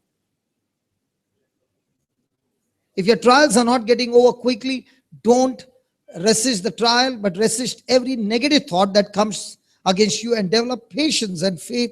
And praise God, as you are in that course and you maintain that course, you will begin to realize that what God has called you for is extremely, extremely high beyond your imagination. Hallelujah. Thank you, Jesus. Thank you, Jesus. So, there are times when the best course is to bear up under the trial patiently instead of grumbling, complaining, shouting. Patiently endure the trial and doing good despite the trial. You know, one scripture that really, really blesses me every time is in Galatians 6:9. He says, do not get tired in doing good, for in due season you will surely reap your harvest if you do not quit. No matter what your trials are, no matter what you're going through in life, do not stop doing good. And especially to the ones who are coming against you. And if you do that, God promises us that we will surely, surely reap a harvest in due season. And remember, harvest is always multiples of the seed that you sow. So what good you are doing is so small compared to the harvest that you're going to reap. And this harvest is not only going to affect you, it's going to affect your whole family, your generations. So how do I know my future is going to be extremely awesome? I know my future is going to be extremely awesome because every day, no matter how much the pressure, my focus is how do I look out for opportunities, or I make opportunities to go and do good for somebody, not looking at my benefit, but looking at somebody else's benefit. And if I can continue to do that, God promises me that in due season I will surely reap my harvest. Praise the Lord. Hallelujah. Put the next one quickly. We go quickly. For when patient has had an opportunity to work, it produces maturity. So the word perfect does not mean sinless, but completeness, wholeness, maturity. Now, that maturity doesn't mean that you will not do errors. There will be errors, but you will be quick to repent and walk that course again. Praise God. Hallelujah. In the spiritual realm, that person is operating in faith, that person is operating in patience, that person is no longer a baby Christian but an adult Christian. Praise God. So who is an adult? Who walks with patience. Who is a baby Christian? Who is impatient. So the most of the time, which one we are? Hello, most of the time, which one we are? Impatient. How does it look? A person with a Honda City.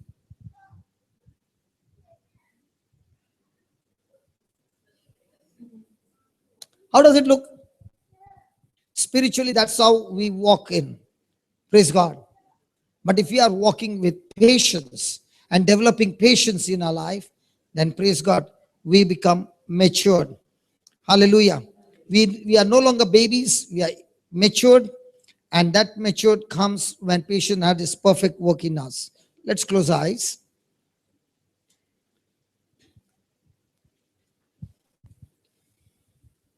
Today, the Lord said that the testing of a trial is going to make you an excellent athlete, a runner who goes through a training.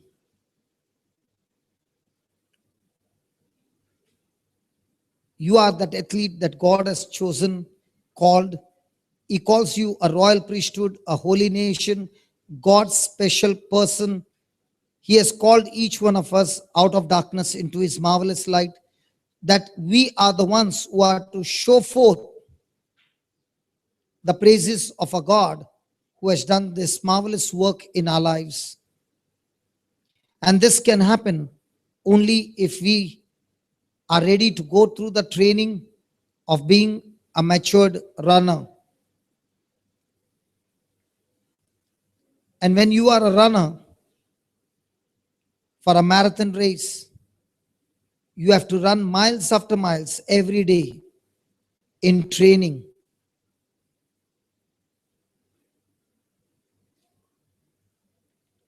And it's not going to be easy, it's going to be tiresome. But the more and more you do it every day, you are developing patience.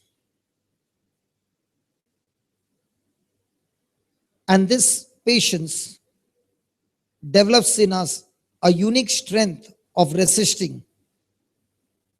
The more we develop patience, in other hand, we develop resisting power against the enemy.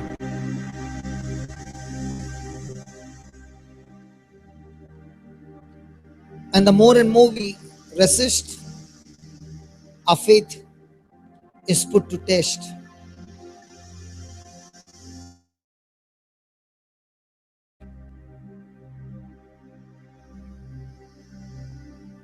And to see results in our life, we come to the fourth step of asking God.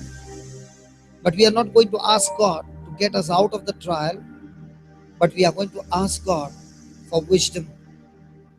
Wisdom which helps us to see the value of our trials. Wisdom that helps us to use the knowledge that we have received from the Word in a practical way. Wisdom is God's revelation, God's insight, God's solution to our situation. Solomon asked God for wisdom, and God was well pleased with his request. And the same God is saying to us that in the midst of a trial, He wants each one of us to ask for wisdom. Even though we have made errors in our life, even though it was our wrongdoing, but yet in the midst of the trial, God is commanding us to ask for wisdom. When you do not know what to do, God gives us wisdom if we ask of Him. And when we ask of Him, the word clearly says He gives us ungrudgingly, without any rebuke. And this is an extremely important stage in a person's life. When a person is going through a trial which he himself has brought into his life by his wrongdoing.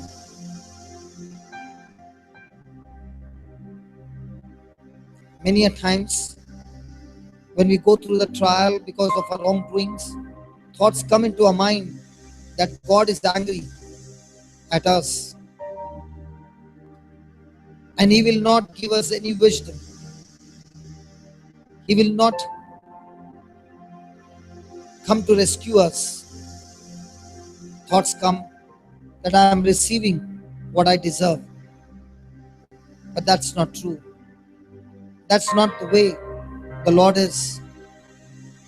Even if we are in trouble and we ask for His help and wisdom, the Word of God says, God gives wisdom generously to His children, ungrudgingly, without any rebuke.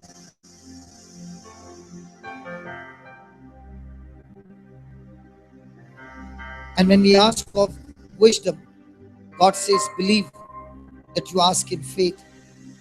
Not only wisdom, but whatever we ask of God, believe that we have received it when we pray. We ask it without wavering, because faith is powerful. But this faith can be diluted with doubts and unbelief.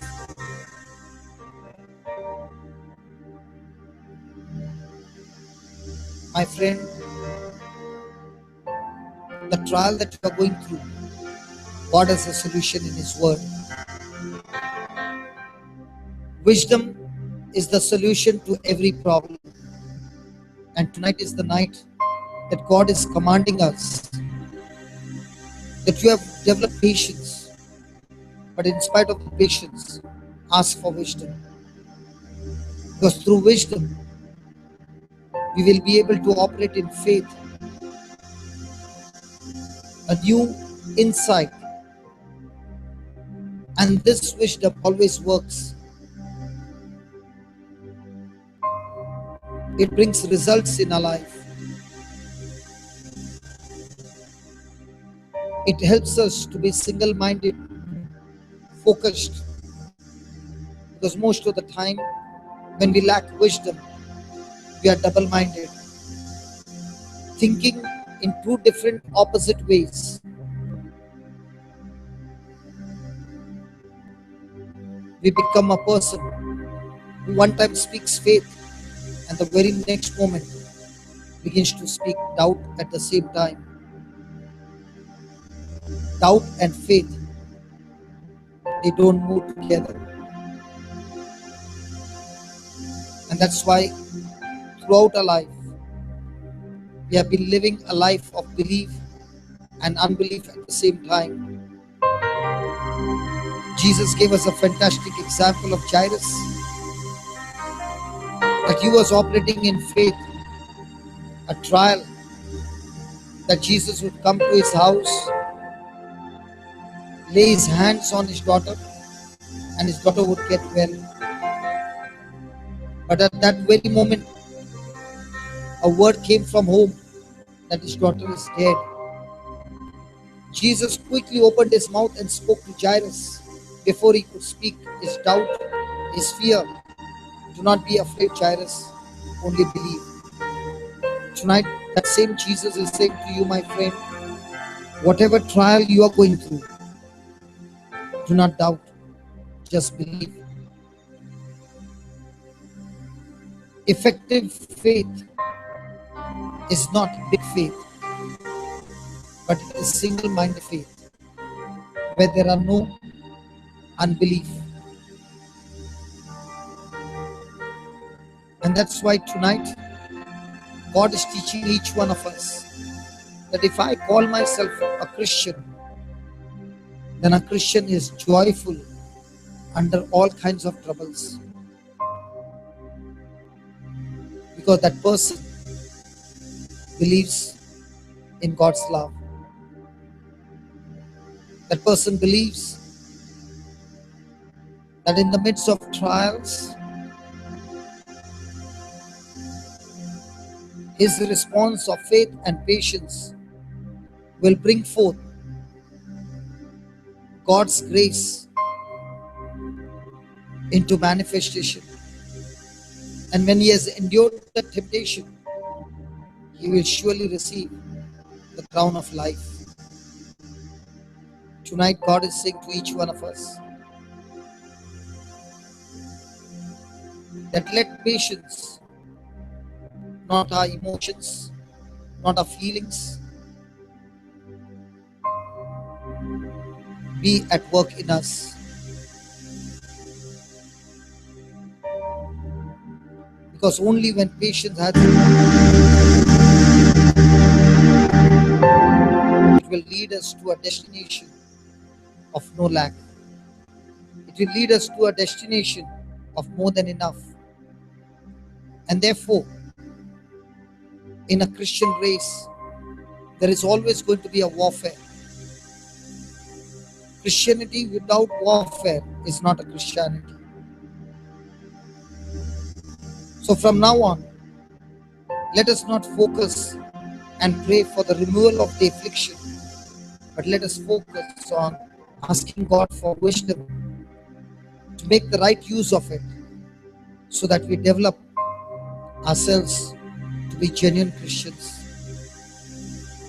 so that we have control over our emotions and feelings, so that our foundation of our faith is a relationship with God, is His Word. Father, thank you for showing us these 4 words. Consider, know, let, ask. And all these 4 words are extremely important in every trial to reach us into victory. Tonight I pray, Lord, that each one's mind will always be focused on these 4 words. That we will develop these 4 stages in our life, so that we will not only come out victorious, but that same affliction will work for us an exceeding weight of glory. Thank you, Lord, that you are challenging each one of us to renew our mind and set our mind not on the things that are seen, but on the things that are unseen. Believing that all things that are seen are temporary, and things that you have declared in your word, which are unseen, are eternal. Tonight, O Lord, as your word is being preached and we have heard your word, we, your people, respond in faith. And this faith and this action from our side will surely bring manifestation of your glory. We thank you, we praise you in the name of Jesus. Amen. In the name of Jesus. So can we just remember those 4 words? First one, consider it nothing but joy in our trials. Second, knowing what? that the testing of our faith is going to bring better things in our life, purify us, and make us strong athlete. Then let patience as His perfect work in us, so that we will mature. And even when patience has His perfect work in us, let us ask God for wisdom. So wisdom is when I don't know what to do. At that time, God speaks to me and gives me the solution for my problem. It's called wisdom. What you are receiving right now is not wisdom, it is knowledge. So from the knowledge comes the wisdom. Are you following? Are you following? So knowledge you receive in the classroom, wisdom you get as you are at work in a practical day-to-day life. And God is saying to each one of us, we who are going through trials must every day ask God for wisdom. And the best part of wisdom is that God says He will give it to us generously without any rebuke. So even though you have done any mistake, God will still give you wisdom. Why? Because He wants His children to come out of that error, to come out of that trial victorious. Is that a good news? Hello. For the whole month, will you practice these 4 things? And I want to tell you, if you practice these 4 things, when we meet again in 1 month time, when you meet, you know that this person has changed. You know and you know that this person has changed. Why? Because God's word in you will change your life. Praise God. Let's all arise. Can we give the Lord a big hand? Come on. Hallelujah. Let's all arise.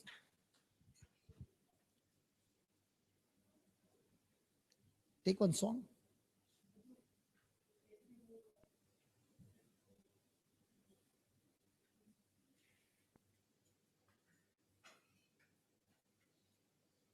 Till then, you can close your eyes and start thanking God these 2 days.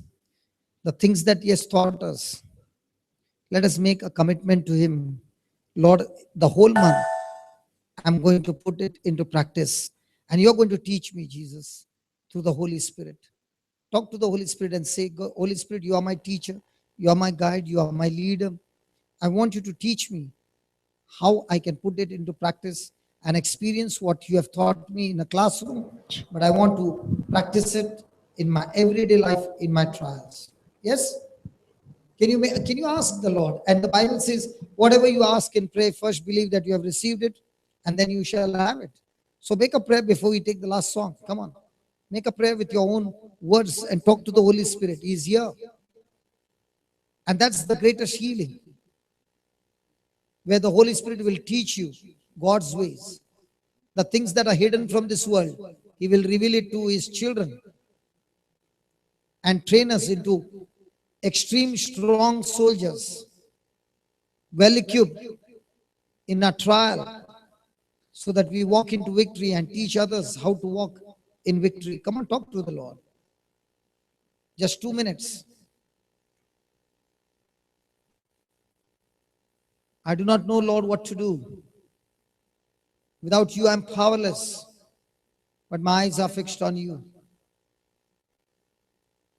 Help me, Jesus, with your wisdom. And I take this decision, O Lord. What I receive from you, I will put it into practice. I will do what you ask me to do according to your word. Even if it is painful, even if it's uncomfortable, I'll still do it. Because it is only through wisdom I can get victory. So I'm asking you for wisdom, believing that you have answered my prayer. You have blessed me with wisdom by faith. I receive this wisdom in the name of Jesus. Amen. Yeah, go ahead.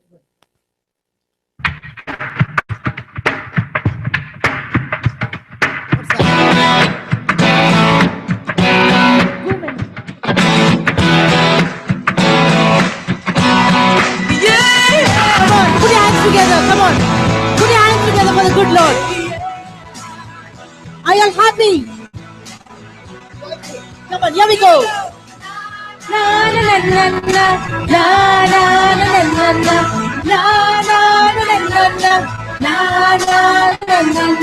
Every move I make it you. You make me move, Jesus. Every breath I take, I breathe in you. Every step I take in you. You are my way, Jesus. Every breath I take, I breathe in you. Singing la la la la la la la la la la every move I make it you. You make me move, Jesus. Every breath I take, I breathe in you. Yes, Master. Every step I take in you. You are my way, Jesus. Every breath I take, I breathe in you. Yeah, waves of mercy, waves of grace, everywhere I look, I see your face. Your love has captured me. Oh my God, this love, how can it be?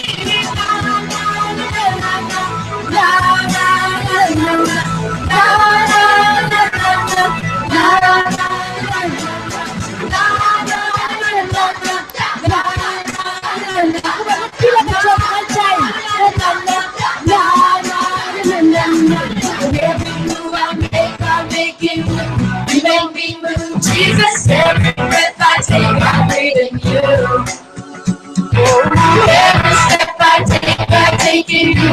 You are my way, Jesus. Every breath I take, I breathe in you. Lord, waves of mercy, waves of grace, everywhere I look, I see your face. Your love has captured me.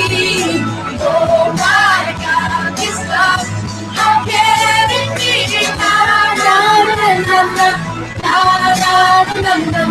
Be like a little child. Be like a little child.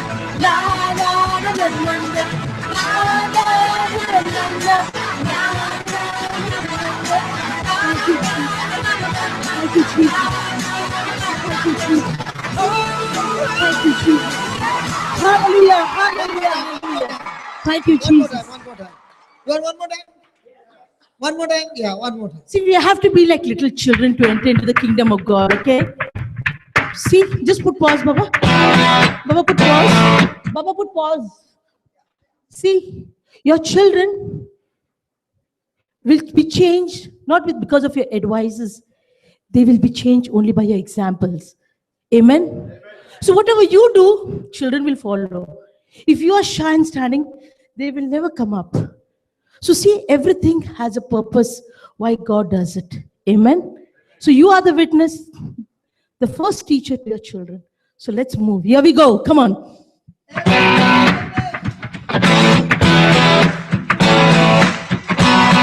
Louder.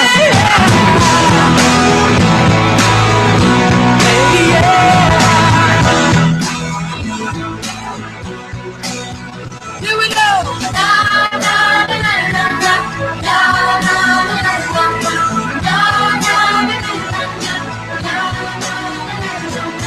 Every move I make it you. You make me move, Jesus. Every breath I take, I breathe in you. Every step I take in you. You are my way, Jesus. Every breath I take, I breathe in you. Singing la la la la la la la la la la la.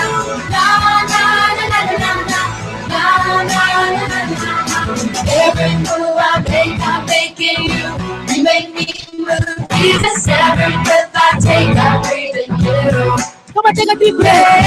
Every step I take in you. You are my way, Jesus. Every breath I take, I breathe in you.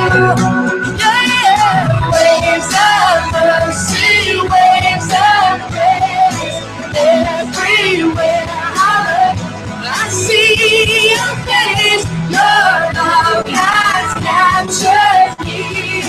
Oh my God, this love, how can it be? Na na na na na na na na na na.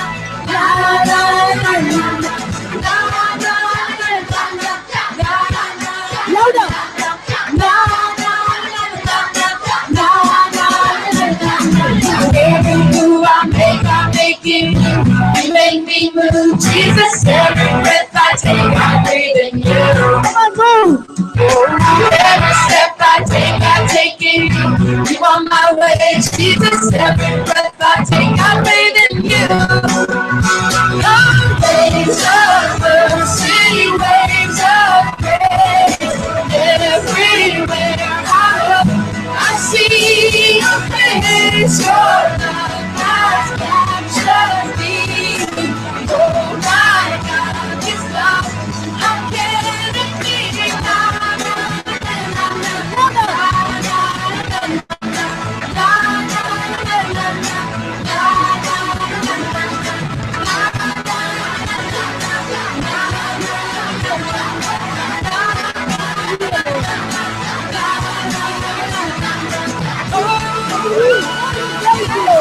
Thank you, Jesus. Thank you, Lord. Give your mighty clap to the good Hallelujah. Lord. Hallelujah. Thank you, Jesus. Hallelujah. Thank you, Jesus. Thank you, Lord. Hallelujah. God bless you. Good night. So see you next month. What's the date? Just see the date. 7th and 8th. That is Tuesday and Wednesday. God bless you.